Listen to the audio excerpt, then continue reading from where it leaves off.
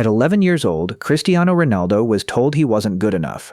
Too skinny, too emotional, too poor, too much of a risk. The club that almost rejected him, they nearly threw away the greatest footballer the world has ever seen. This is the full story. From a tin-roofed house on a tiny island to the most decorated player in the history of the sport. And I promise you, you don't know half of it. To understand Cristiano Ronaldo, you have to understand where he came from. Because where he came from, most people never leave. Madeira, a small volcanic island off the coast of Portugal. Beautiful to tourists, brutal to the people who grow up there. Ronaldo was born on February 5, 1985, the fourth child of Maria Dolores and José Diniz Aveiro.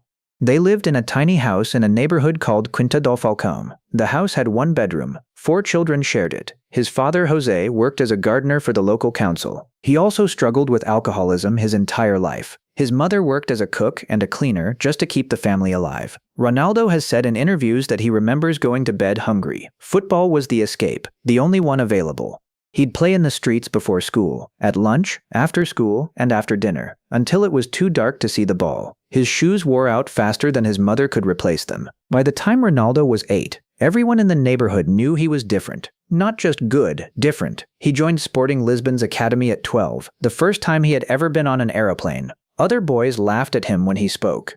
There were nights he cried himself to sleep, but every morning, without fail, he was the first one on the training pitch. Sporting signed him, full scholarship, full funding. Ronaldo collapsed during training. Doctors found a racing heart condition. He needed surgery, laser surgery, directly on his heart. He was back training within days, not weeks, days. Sir Alex Ferguson watched him destroy Manchester United in a pre-season friendly.